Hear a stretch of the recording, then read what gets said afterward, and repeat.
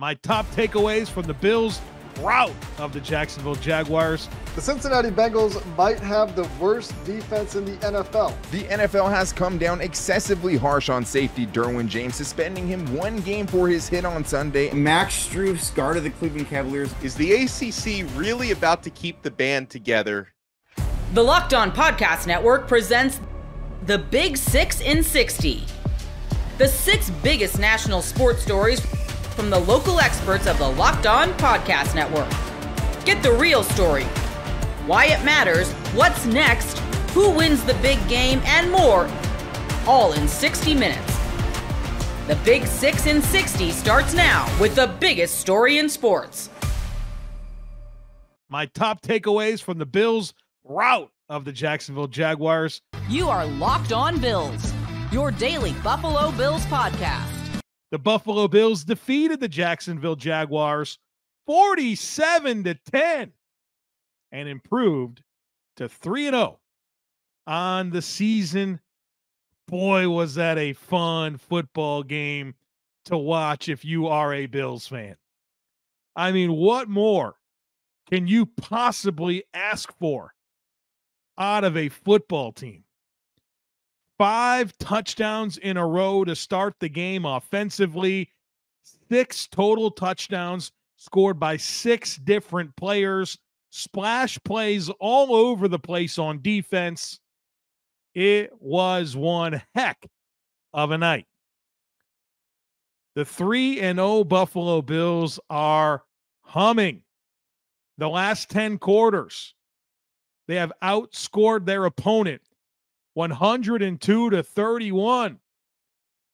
I'll tell you what, the vision for this operation and how that has manifested itself so quickly is very encouraging. A lot of people wrote this Bills team off. They couldn't understand the roster turnover. And while there's a lot of season left, it could not be off to a better start. This Bills team is a very mature operation. I keep coming back to that phrase, mature. And it goes back to what this team became after the Philly loss last year coming out of the bye. I like the way this team is playing. I like their approach. And I like what they're capable of. And looking at this game in particular, we're going to do what we do. We'll talk about things I liked. We got a lot to talk about there. A couple things I didn't like. We'll recap the predictions and talk about what's next. But as we get into things I liked, you got to start with Josh Allen. You've got to start with Josh Allen. If you've listened to me analyze Josh Allen over the years, you know the way he played against Jacksonville on Monday night is exactly the type of quarterback play that I've been dreaming of from him. Consistently doing the smart, right thing with the football. Taking profits, avoiding negative plays, not chasing big plays. Just let the game come to him. Sprinkle in the special Josh Allen stuff when needed. And go play ball. And tonight was an amazing example of exactly what I've been preaching. 23 of 30, 263 passing yards, 4 passing touchdowns, adds 44 rushing yards. He better be the AFC Offensive Player of the Week. And remember, he did all of that in about 40 minutes of game clock. I mean, what if this was a competitive football game? Was Josh Allen going to throw for 500 yards? The Jacksonville Jaguars certainly wasn't going to stop him. I just love how he's executing. I love the decision-making. I love how clean his mechanics are. This is incredibly high-level quarterback play from Josh Allen. And shout out to Joe Brady. Joe Brady anticipated the looks that Jacksonville was going to provide. They're a unique defense. And he had all the right answers. Joe Brady completely in his bag. Josh Allen in this game, the first quarterback in the history of the NFL to complete 75% of his passes, throw for 4 touchdowns, have no turnovers, take no sacks, and lead his team in rushing all in the same game. Special night from a special quarterback. And how about the weapons? Everybody eats, right? Well, Josh Allen completed passes to 10 different players. 10. I think the only offensive skill players that didn't catch a pass, Quentin Morris, the third-string tight end, and the fullback, Reggie Gilliam. Everyone else caught a pass. But Khalil Shakir, 6 catches, 72 yards, touchdown. How good's this guy? 14 catches on 14 targets to start the year. Yards after catch, unbelievable. I mean, what's better than watching Khalil Shakir operate with the ball in his hands? He's creative, he's physical, he's competitive, and he just gets yards. What a player. Dalton Kincaid. You got to see him win down the field. 3 catches, 41 yards, and a touchdown. Love the kind of corner route towards the sideline, a big play down the field, and then an extended play. Josh Allen finds him streaking across the back line of the end zone as he rolls to his right. Keon Coleman, touchdown reception, the first of his career. James Cook, 15 touches, 87 yards, and a touchdown. Ty Johnson, 6 touches, 46 yards, and a touchdown. Ray Davis, his first career rushing touchdown scored in this game. Mac Hollins with a 16-yard catch.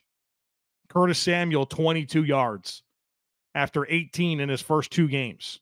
Everybody eats. Impressive stuff. Getting so many different players involved, and it puts a lot of stress on a defense. What do defenses try to do? They say, let me figure out what the best thing is that you do and take that away from you and try to make you play the game left-handed. Well, pick whatever you want. Pick whatever you want against the Bills. They have too many different ways that they can attack you. It's not based on one guy. Outside of Josh Allen, of course, it's based around Josh Allen, but it's not about any one single player around him. It's about the totality of all of it. And it's a beautiful thing so far.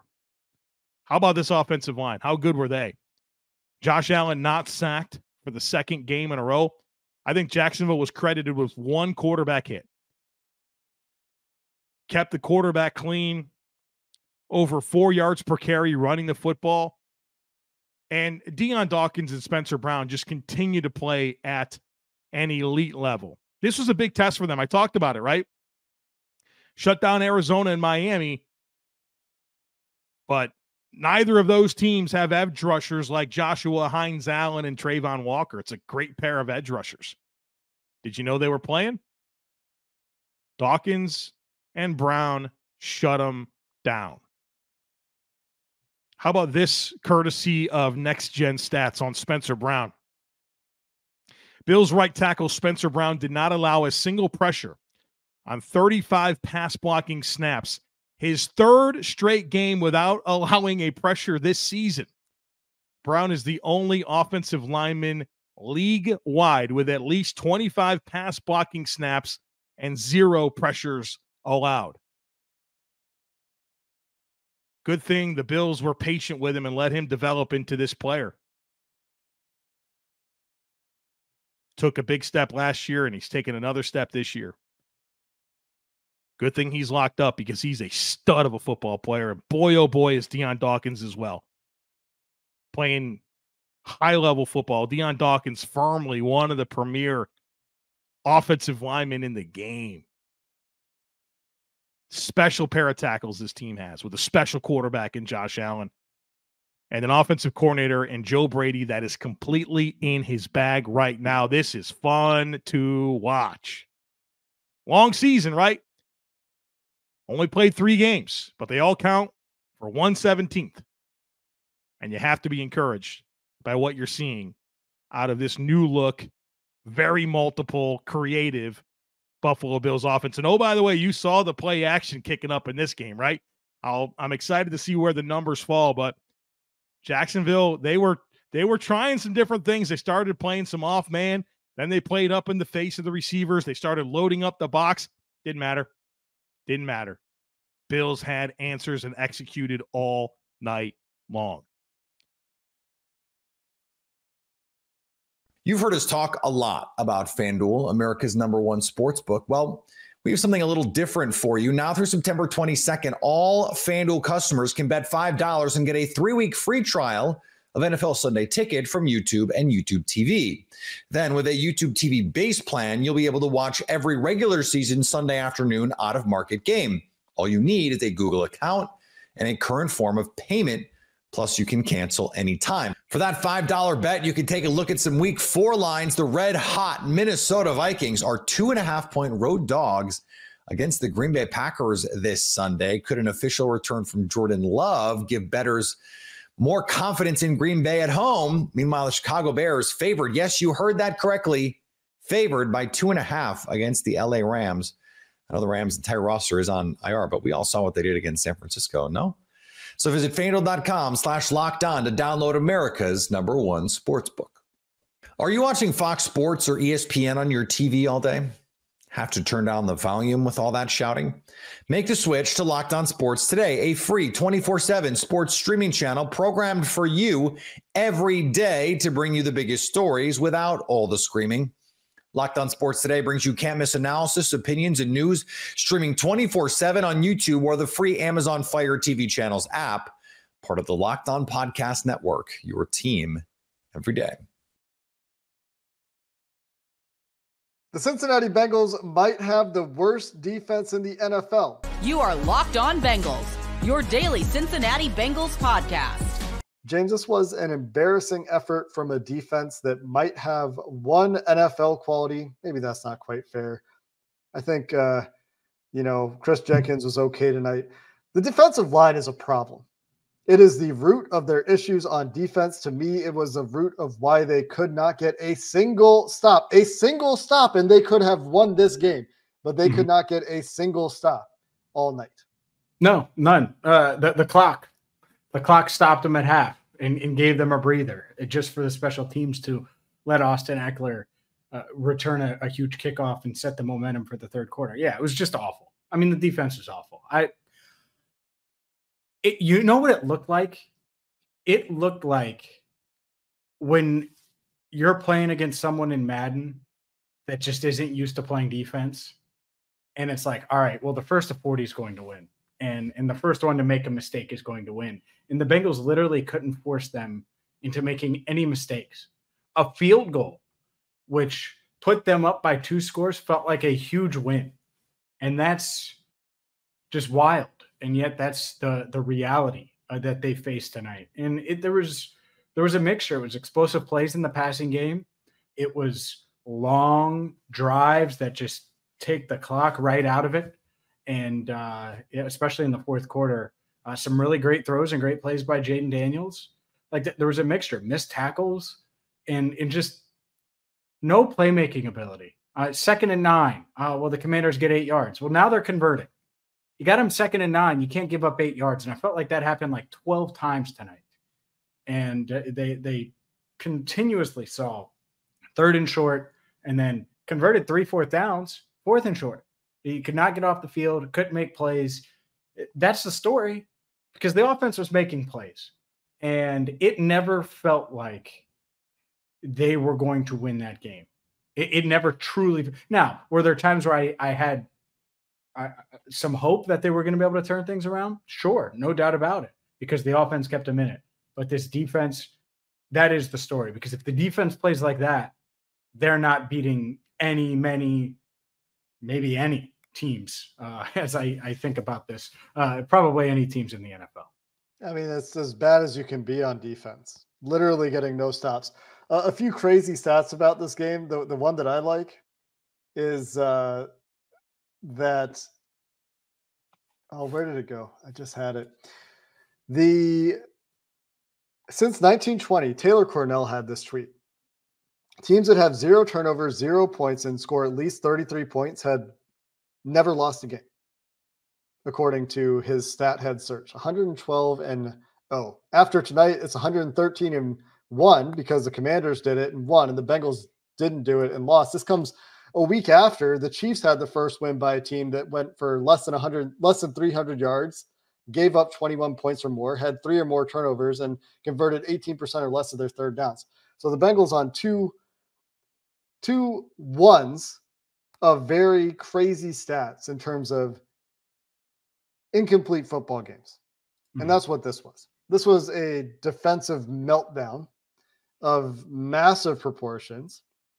The Washington Commanders had 22 first downs on 57 plays, only 9 third downs faced in the game. And as you mentioned, when they got to those third downs and they got the stops, they went for it on 3 fourth downs and converted all of them without too much drama. And that's one of the more frustrating things about this game is there wasn't any apparent difficulty in what Washington was doing outside of their yards per carry, which were much lower than I think either of us would have expected at 3.4. If I would have told you that the Bengals were going to rush for 6.2 a carry and the Commanders were going to rush for 3.4 a carry, who would have won this game? If I would have told you that before this game, probably it was going pretty well for Cincinnati, right? Yeah, I think so. At the same time, that's why run the ball guy is wrong, because it doesn't necessarily matter. Well, and it just so happened that the Bengals' response to it was selling out to stop the run, which meant they were vanilla and vulnerable defending the pass when they couldn't get pressure rushing for. And that's where it comes back to the defensive line. They're trying to give them help. They're trying to do things to help with the run game. And then there's just no pressure. Trey Hendrickson almost single-handedly won the game last week by creating havoc, creating pressures, drawing penalties. This week, he had a much tougher go of it, and it was much more apparent that when he can't win consistently, they have nothing in the pass rush. And Jayden Daniels was sitting back there for 3 seconds per throw on unpressured pockets. And as Troy Aikman pointed out on the broadcast, essentially playing 7-on-7. He was just standing in clean pockets all night. Yeah, and that was literally the story. I mean, the story is Jayden Daniels going 21 of 23, being comfortable, seeing the field, making these awesome throws from a crisp, clean, comfortable pocket. And he was able to make plays with his legs when needed to. And I think that's what was so tough. And that's why I compared it to Madden. It's like, oh, okay, well, this isn't there. Well, I have time to get to this. Oh, well, that's not there. Well, I have time to go here, or I have time to step up, or I have time to move over. Oh, man, you're going to tackle Brian Robinson on this play. So I'm going to take it myself, and I'm going to get the 3 yards on 3rd and 2 or 4th and 1. Like it was just, it was that easy. It was like he had an easy button, and he was playing against a Bengals defense that was in rookie mode, and he was like on all pro, and it's just that's it. And I was waiting and waiting because we've seen this Bengals defense do this, especially last year, where they get off to these awful starts, they're giving up yards, points, and then they adjust, and then they find a way to get a stop. And it might be ugly and it might not feel great, but you look up and they've gotten a couple of stops and they build a little bit of momentum. And I was waiting and waiting and waiting. And in the second half, after Washington went down and scored again, it's like, this probably isn't coming. And it didn't. You said it at the time. They needed one stop today. One stop, one turnover. And they couldn't do that. And that's why the Bengals are 0-3 for the first time in the Joe Burrow era, first time since 2019. They had one chance at a stop, and they couldn't fall on the ball. We'll recap that play, talk about what's to come for this defense. We'll nitpick the offense a little bit, although that's not really fair. The offense was great tonight. There were ways for the offense to win them this game. They did leave some things on the field. So not perfect anywhere, but you can't really expect perfection anywhere, I guess, unless you're the Washington Commanders offense, who scored on every single drive that didn't end in kneel downs tonight in Cincinnati. You are Locked On College Football, your daily podcast on all things college football. This didn't go according to plan if you are in Pac-12 land. Here's how I think about it, and this analogy I think is pretty appropriate, shall we say, given the circumstances. They're applying for college, the Pac-12 are, and they had their dream school. That was getting Memphis, Tulane, and South Florida. That was their dream school. And you know what? They had a good chance because they'd been put on the wait list by their dream school, and they were waiting to hear back and thinking, okay, I think we've got a good shot. I wrote a good cover letter. I made a good pitch. I mean, all of these things, you feel like you had it lined up, and you didn't get into your dream school. Okay, well, you know what? Not the end of the world, because we've still got the safety. What do you mean I didn't get into the safety school? What? You're saying that we have to? Well, call the local community college, and do they need students available? They don't have the major that I'm looking for, but at least it's something, right? This is how everything progressed for the Pac-12 yesterday. The gold medal outcome was get Tulane and Memphis and South Florida, and they said, nope, we're good. And UTSA had been in the mix. Nope, we're good. Staying with the American. Oh, okay.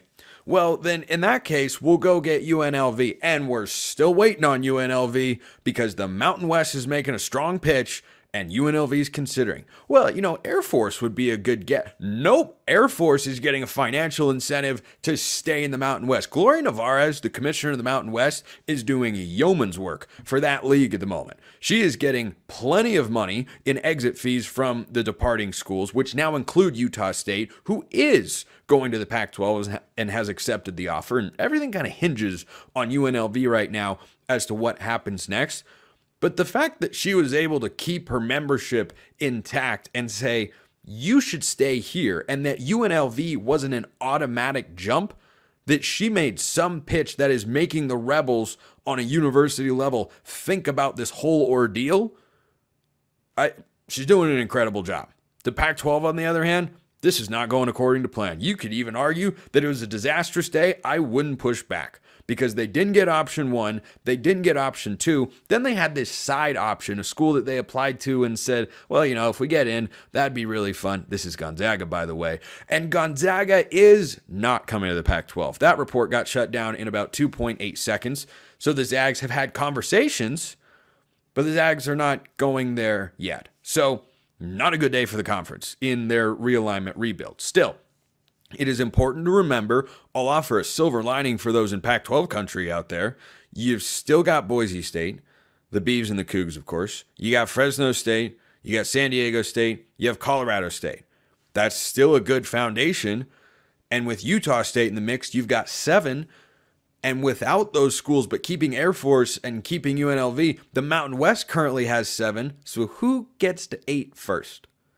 Because even if Gonzaga winds up joining the Pac-12, they don't have football and they're not going to get it. So you still need to find another member. Where are you going? Where are you looking? Who are you getting? Are you going to listen to Sacramento State and pull them up from the FCS ranks? Are you going to try and get Texas State out of the Sun Belt? Do you hold out and just sit steady for several months while the ACC figures its stuff out and hope that someone comes available that would eventually join your league? That's a thought that has to be considered at the moment. It has a sense of urgency to it right now in the middle of the season. I don't really know why, because there's a lot of time before these moves really have to be decided. I thought these sorts of decisions would get made after the season, sometime in the February, March era, but apparently not. And so we're waiting on UNLV, because UNLV keeps the Mountain West at 7, and UNLV would get the Pac-12 to 8, and then they could stay there, and that would be their league starting July 1st, 2026. And if you're looking at it from a neutral observer standpoint, well, what should I want? Who should I be rooting for here? The Mountain West has a much easier path to filling spots from departed members than does the Pac-12. Because the Mountain West would probably go get New Mexico State and UTEP, which are right in their geographic footprint. Or maybe they'd look to the FCS ranks and go get the Montana schools. I think they'd probably look to New Mexico State and UTEP. You already have New Mexico in your league if you're the Mountain West, which has gotten commitments from a bunch of schools, but not UNLV. Air Force is staying put, and that's a major domino because the American was thinking about getting them. There were a lot of things unfolding. I kind of forgot how exciting it is to follow along a realignment news crazed day. That's what we had yesterday. And the Pac-12 was right in the center of it. And the Mountain West was at the center of it. And Gloria Nevarez and Teresa Gold, they have worked together before, known each other for a long time. And guess what? They were doing battle yesterday. I don't think there is anything nefarious between the two. They understand each of them has a job to do, and they're being professionals about it. But at some level, they were sitting in their office going, gosh, I can't. She got who? Well, I need to go, and I need to do this. And Gloria Nevarez has been ready. She has been ready, and she's doing a good job so far. But UNLV is the next big domino to fall. If UNLV doesn't join the Pac-12, the options become scarce. Because you struck out on the American Conference. You struck out getting the Rebels originally. You would have liked to maybe get the Falcons. That's Air Force. But they're not going to be available. So you had to settle for Utah State, which is fine. You know, it doesn't have the exact degree program you're looking for, but it's still a college that you've been accepted to. You're still going to be able to get a degree, turn that into a job. Like, it's an option, but it was option number 3, not option number 1. So things did not go according to plan. They really didn't. And the Rebels are the next domino to fall in this particular landscape. There's still the ACC. I don't know what Florida State and Clemson's lawsuit latest is. I'll be honest, during the football season, I haven't kept as high tabs on that, and there hasn't really been any news. The lawsuits are ongoing, and we just continue to wait to see if they can get out of the grant of rights, which is what the Mountain West is asking their members to recommit to, and the Pac-12 is asking their members to sign a 5-year grant of rights, which is very honest. Now, the question then becomes, for Tulane, South Florida, Memphis, why would you not go to the Pac-12? I think this came down, in all likelihood, to 2 reasons. Number one, I think the travel was a factor. The travel that is going to offset some of the increased financial value you could get from a different media rights contract. I'll get to that in a moment. The travel is a huge factor, especially for South Florida. And even Memphis, which was the crown jewel, the most important piece of this entire puzzle that the Pac-12 wasn't able to land. Memphis, that's a long way to go.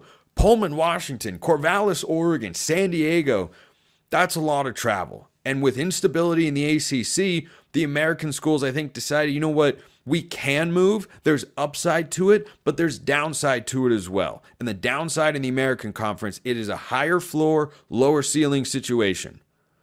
Less reward, but far less risk. Going to the Pac-12, there's greater reward, but there is greater risk. So I think that the travel and stability was part of it. And the other aspect is the plan that was reportedly presented to those American schools was a hypothetical media deal, not a concrete one.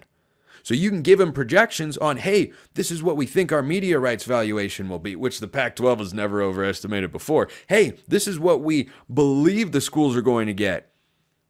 That's not an assurance. And so I think that's what it ultimately came down to. And what a statement by the American Conference to freely admit, and I appreciate the honesty, that, hey, these schools were courted by other conferences, and you want to stay in the American Conference. That's a heck of a statement to make right now, because Pac-12, pretty appealing place to be. Boise State's in the top 25. Oregon State and Washington State look good. We know what San Diego State and Fresno State can be, and Fresno's got a pretty good team this year. I mean, that's an appealing conference to go to, but for them to have the stomach to say, no, we don't need that deal, we're not going to make that change right now, I think that's a really impressive job by, I think Tom Marinetti is how you pronounce the name of the American Conference Commissioner, and I think he did obviously a great job. Tim Pernetti, Tim Pernetti, formerly Mike Oresco, but Tim Pernetti is the commissioner of the American Conference. He was appointed earlier this year. That's a heck of a first move. Heck of a first move in the realignment space. So props to the American. Not a good day for the Pac-12. UNLV's up next. If you don't get the Rebels, where would you look? Would you go to another Mountain West team? Would you look at a Wyoming? Would you look at Hawaii? I don't know. The logistics are pretty tough there. Would you look at Texas State out of the Sun Belt? Would you look at North Texas? I don't know. I think there are a lot of different candidates you could go and evaluate if you're the Pac-12, but Monday was Judgment Day, and Monday was not a good day for the Pac. Game Time makes getting to the ballpark even faster and easier. Prices on the Game Time app actually go down the closer it gets to first pitch. With killer last-minute deals, all-in prices, and their best price guarantee, Game Time takes the guesswork out of buying tickets. They're obsessed with finding ways to help you save money on tickets. Game Time has deals on tickets right up to the start of the event and even an hour after it starts. It's the place to find last-minute seats. Find exclusive flash deals and sponsored deals on tickets for football, basketball, baseball, concerts, comedy, theater, and more. And the Game Time guarantee means you'll always get the best price. If you find tickets in the same section and row for less, Game Time will credit you 110% of the difference. Take the guesswork out of buying tickets with Game Time. Download the free app, and new users can get $20 off their first purchase with code Locked On. Terms apply. That's code Locked On for $20 off your first purchase with Game Time. Download the Game Time app today. Last-minute tickets, the lowest price guaranteed. Are you watching Fox Sports or ESPN on your TV all day? Have to turn down the volume with all that shouting? Make the switch to Locked On Sports today, a free 24/7 sports streaming channel programmed for you every day to bring you the biggest stories without all the screaming. Locked On Sports today brings you can't-miss analysis, opinions, and news streaming 24/7 on YouTube or the free Amazon Fire TV channels app, part of the Locked On Podcast Network. Your team every day.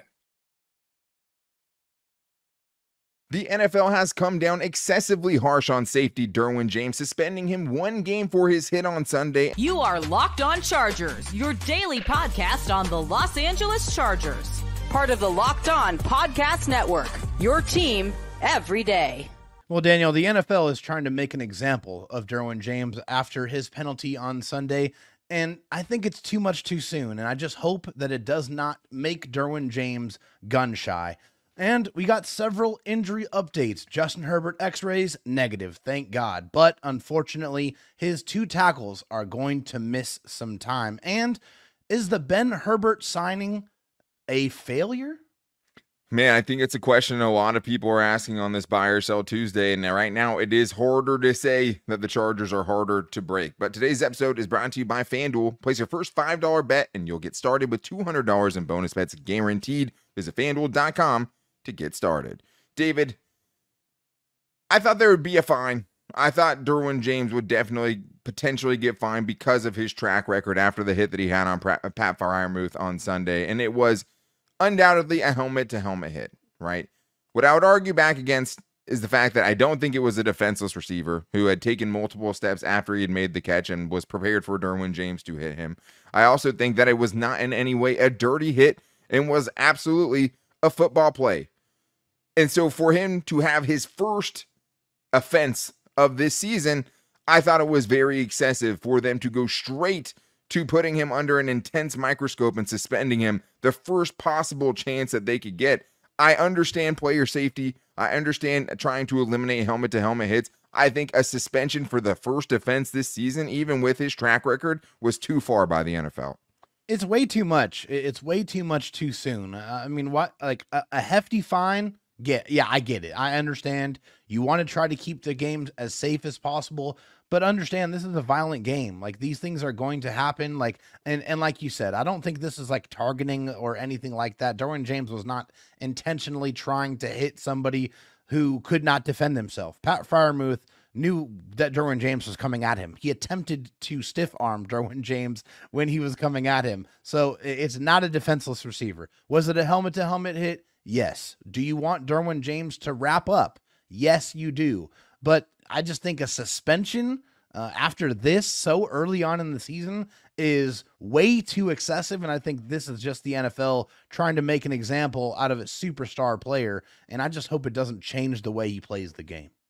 And it just really sucks because it does feel like Derwin James is a throwback type of player. It feels like I said, on Sunday, that Derwin James was meant for those kind of matchups. And if you look in that game, and if you look at every carry that happened in that game, you're going to see way more players against non-defenseless receivers making helmet-to-helmet contact when they go to tackle someone. Yeah.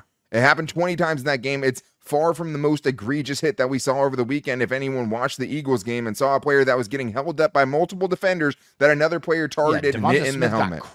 Got crushed, right? So I get it.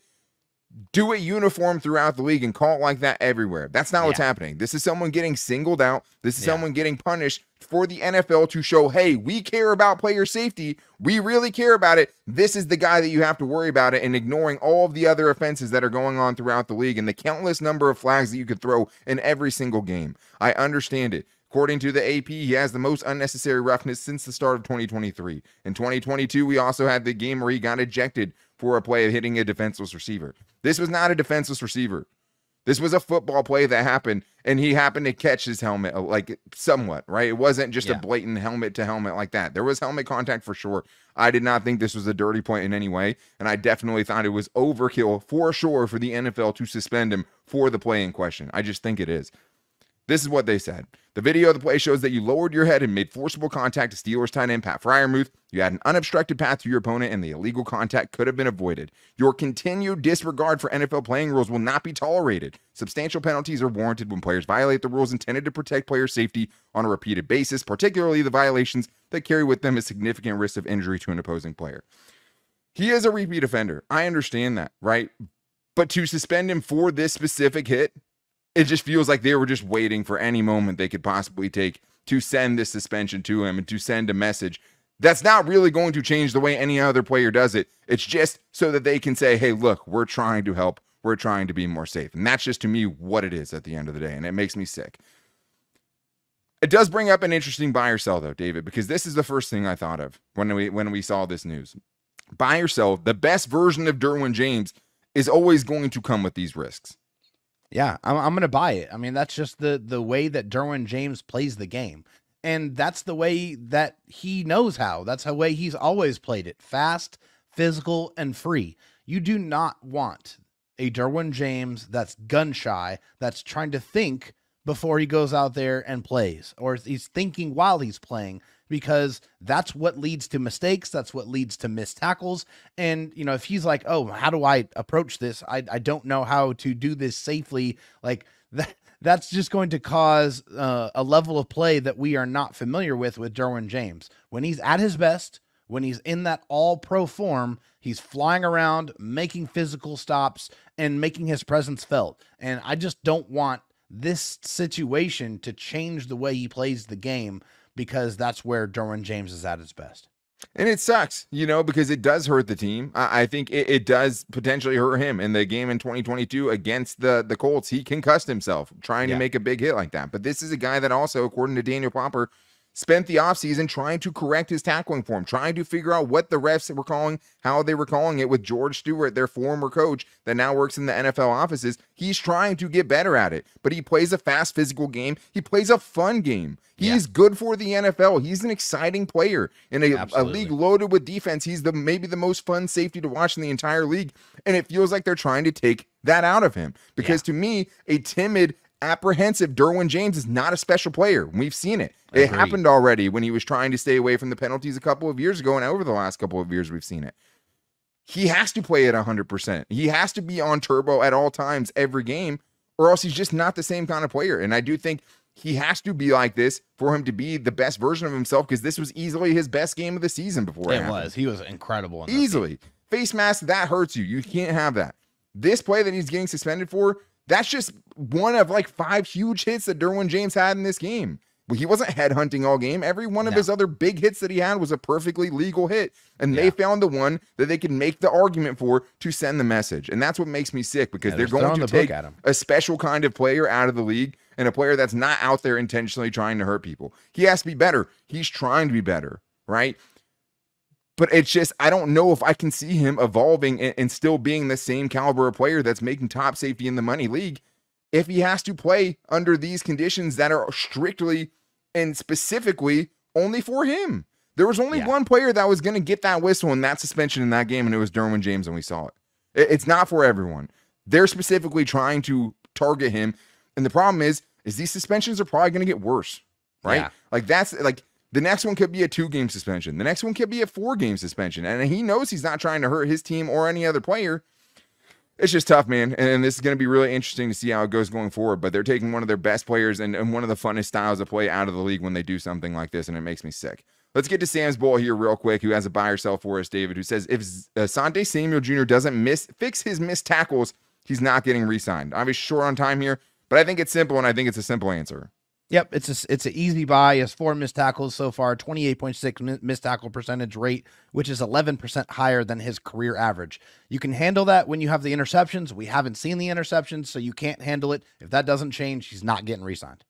Yeah, and I mean, I always wondered how much of a fit he was for Jesse Minter's defense, a defense that asked their corners to be able to make the plays like he didn't make on Sunday. And two of the big plays he's allowed because of the missed tackles have led to two of the only 3 touchdowns the Chargers have allowed this season, right? He already has 4 missed tackles this year. He had 14 last year. 4 missed tackles in 3 games isn't going to cut it. It's his biggest flaw, and he doesn't have the takeovers and the plus side and the high ceiling to make up for his inefficiencies and what he isn't able to do, at least to this point. So you can hope it gets better, but that's not been who he has been, at least to this point in his NFL career. You've heard us talk a lot about FanDuel, America's #1 sports book. Well, we have something a little different for you. Now through September 22nd, all FanDuel customers can bet $5 and get a 3-week free trial of NFL Sunday Ticket from YouTube and YouTube TV. Then with a YouTube TV base plan, you'll be able to watch every regular season Sunday afternoon out-of-market game. All you need is a Google account and a current form of payment. Plus, you can cancel anytime. For that $5 bet, you can take a look at some Week 4 lines. The red-hot Minnesota Vikings are 2.5-point road dogs against the Green Bay Packers this Sunday. Could an official return from Jordan Love give bettors more confidence in Green Bay at home? Meanwhile, the Chicago Bears favored. Yes, you heard that correctly. Favored by 2.5 against the LA Rams. I know the Rams' entire roster is on IR, but we all saw what they did against San Francisco, no?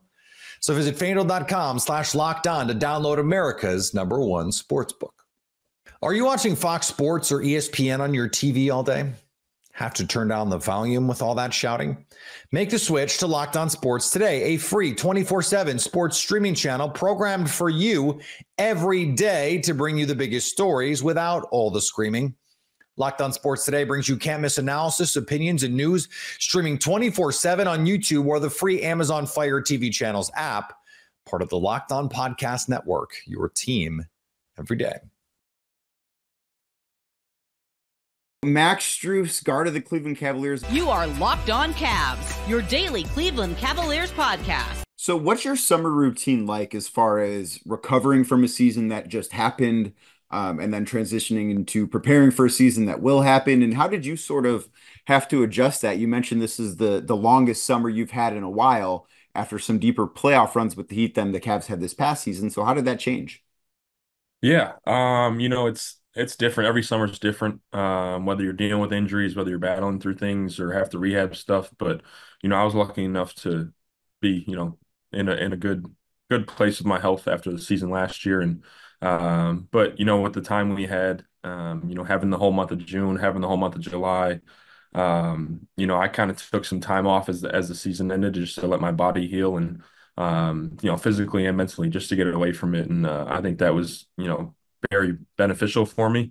So I kind of took about like a month off after the season was over, and definitely did like physical therapy and lifted, but kind of got away from the game, kind of got away from the gym, and just kind of did the reset from everything. So took that time, and then after that it's a grind. I have a physical therapist named Brett Painter that I work with in Chicago, and been working with him since my DePaul days. So we have a great connection, and I lift with him, I do PT with him every single day, and then right from there I go to the court. So Monday through Friday, that's pretty much the schedule. We're doing that every morning, and then mix in some yoga, mix in some Pilates, random workouts throughout the week, just to keep the body right and start gearing up for the season. So I'm in a great spot right now with my health and my body, and I'm really looking forward to this season getting underway. So you mentioned getting out of the gym for a little bit, out of the court for a little bit after the season. What can that, I guess, mental refresh do for you? Yeah, it makes you miss it again. Getting away from it. The seasons are long. It's a grind. There's a lot of stuff that goes on throughout the years. So, just to have the ability to just check out from everything, just to get away from it, have that time, have that, that reset for everything, just to feel good about it again, and come back with a positive mindset to, be better for the next year, coming. So, that's really the main gist of it, is just to get away. It's just such a long season, such a long grind, and wear and tear on your body and your mind that, you just need that time just to get away from everything. So a year ago at this point, you were preparing to go into your first training camp with the Cavs after spending, the first part of your career mostly with Miami Heat. What was it for you that made Cleveland the right place for you to go when you did hit free agency? And I know that it was a sign and trade, but what made Cleveland the right place for you? Honestly, it felt like the perfect fit. As the free agency was going on and just talking and working things out with my agent and looking at the best possible scenarios, Cleveland was very high on our list. Mainly because of the shooting that they needed. After the playoff series they had against the Knicks, it was we need shooting at the wing, guys that can space the floor for Donovan and Darius and help our big guys. So I think I fit that mold pretty well, and we had a pretty solid first year with it, and I think it's only going to get better. Now we got Kenny's in here now. I've been dealing with him for the past couple weeks, just being around him and getting to know him, and I think it's going to be beneficial for us. I think our offense is going to exceed, and we're going to be a lot more better on that side of the ball for sure. So you mentioned Kenny Atkinson, new head coach of the Cavs, replacing JB Bickerstaff. That's the biggest change to this organization. The roster, for the most part, is very similar to what it was last year. But what have your initial impressions of Kenny been so far, Max? He's been great. Every conversation I've had with him has been phenomenal. The way he sees the game, the way he thinks the game, and just his mindset and his drive and his accountability in the building. I think it's going to be huge just for not only our players but for our organization. He just brings a chip on his shoulder. He has a winning mentality, and he's going to do whatever it takes to do that. So he's a hard worker, and he wants to instill that in his players, instill that in his staff. And I think it's going to be huge for our organization and for this building as a whole. So I know you can't give everything away here, but you did mention some differences to what the offense is going to look like. And I think a lot of Cavs fans are very interested in that, considering that if you're not changing the group of players, something else might need to change offensively. What do you expect to be different about the offense this upcoming season than in the past? Yeah, I just think it's going to be new ways just to, have more spacing, to be more organized and, get our best players in the best positions to succeed. So, any way we can get Donovan, Darius, JA and Evan, get those guys in positions to score, positions to, do what they're best at. I just think our organization between that and having the, proper spacing on the floor at times is something Kenny's been stressing. And I think, throughout training camp and throughout, the next month or so, it's going to be very crucial for us to lock in on that and understand his system and the way he sees the game. And, with where he's been the past couple of years in Golden State, it's exciting to have that. I think he's learned a lot, being over there and having him bring some of that to Cleveland, I think is going to be huge for us. How much of an adjustment is it, Max, as a player to go from playing for one coach to playing for a different coach? This will, for you personally, be your third coach in 3 years, going from Miami with Eric Spoelstra to JB Bickerstaff here last year, now Kenny Atkinson. How much of an adjustment is it on the player side of things? I don't think that often gets thought about. It's definitely an adjustment. Everybody has their own principles. Everybody has their own, things that they stand for, and you got to learn that. And it's a feel it out system. Feel it out type of thing to begin with. But as the season goes on, you get more comfortable with it. But it is an adjustment at first. But so far my relationships with Kenny has been great, and I think we see the game the same way. And I think it's going to help us a lot. Game Time makes getting to the ballpark even faster and easier. Prices on the Game Time app actually go down the closer it gets to first pitch. With killer last-minute deals, all-in prices, and their best price guarantee, Game Time takes the guesswork out of buying tickets. They're obsessed with finding ways to help you save money on tickets. Game Time has deals on tickets right up to the start of the event and even an hour after it starts. It's the place to find last-minute seats. Find exclusive flash deals and sponsored deals on tickets for football, basketball, baseball, concerts, comedy, theater, and more. And the Game Time guarantee means you'll always get the best price. If you find tickets in the same section and row for less, Game Time will credit you 110% of the difference. Take the guesswork out of buying tickets with Game Time. Download the free app, and new users can get $20 off their first purchase with code Locked On. Terms apply. That's code Locked On for $20 off your first purchase with Game Time. Download the Game Time app today. Last-minute tickets, the lowest price guaranteed. Are you watching Fox Sports or ESPN on your TV all day? Have to turn down the volume with all that shouting? Make the switch to Locked On Sports today, a free 24/7 sports streaming channel programmed for you every day to bring you the biggest stories without all the screaming. Locked On Sports Today brings you can't-miss analysis, opinions, and news streaming 24/7 on YouTube or the free Amazon Fire TV channels app, part of the Locked On Podcast Network. Your team every day. Is the ACC really about to keep the band together? You are Locked On ACC, your daily podcast on the Atlantic Coast Conference.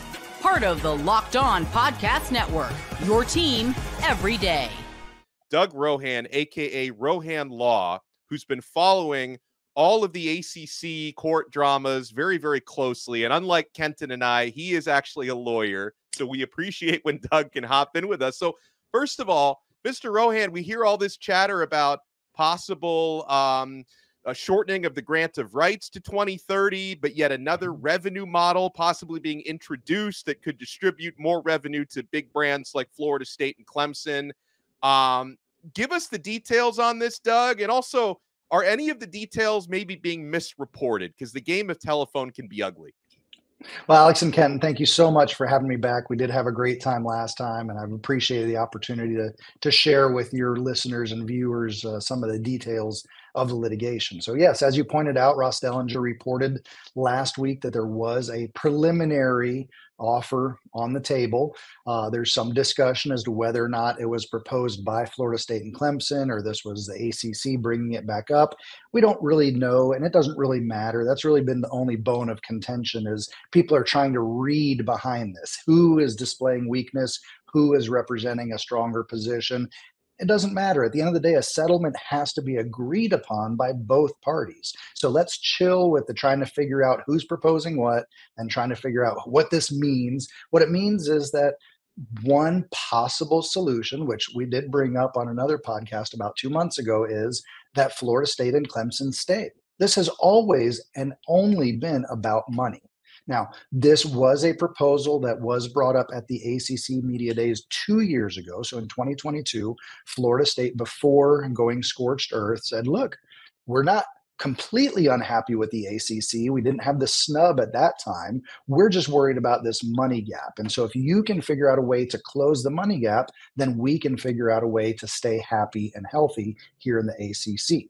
So the proposal allegedly was for Clemson and Florida State to get more money out of the other conference members. Now, the problem there is that means all the other conference members have to agree to cut their part of the pie into a smaller piece. Now, that was a non-starter. And agreed, that is something that was probably unlikely to ever be the solution to this case. So now we fast forward 2 years, 13 months into this litigation. ESPN is being dragged into this. ESPN has a deadline in February 2025 to decide what they want to do with the ACC conference. ESPN is seeing the turmoil of the conference realignment process. And so now we have a new factor that's being added, and that is the possibility of not cutting from the other ACC members, but ESPN doing what apparently is something that we didn't expect them to do, which is be willing to pony up a little bit more money. Now, there are a lot of questions. First off, this is a report from anonymous sources. Is it accurate or not? Who knows? We have no idea. Second, if this is the framework of a proposal, that framework as reported is ESPN puts in more money, that more money goes to those who have better viewership as opposed to performance enhancements or rewards for their performance in the playoffs.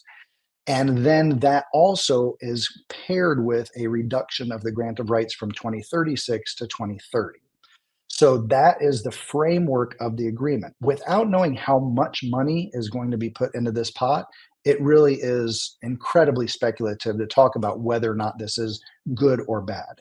What I will say is that what FSU is looking at is $20 million next year versus Vanderbilt getting $50 million next year. So we have a $30 million gap already. And that amount is only going to expand as we go further down the line of the grant of rights. So Just getting it reduced to 2030 is a big deal. FSU fans wanted to be out of the ACC now. FSU fans are ready to be done. But to wrap this up and land this plane, we can't get out of the ACC before 2025. Even if we announce today, we're after the August deadline, we play 2024, we play 2025. Chances are, if litigation continues, we go into 2026. So if you're telling me for some amount of money, we don't know how much, but we just have to stay happy from 2026 through 2027, 2028, 2029, 2030, we're only talking about 4 additional years, and then we know we're out, or at least we know we can get out. That overall is the basic framework for something that is agreeable to both sides. We'll see what the details actually are. You know, the details of that are important. And like you said, it is majorly speculative at the moment. So let's talk about what we do know. Let's talk about what has happened, what is on ink and all that.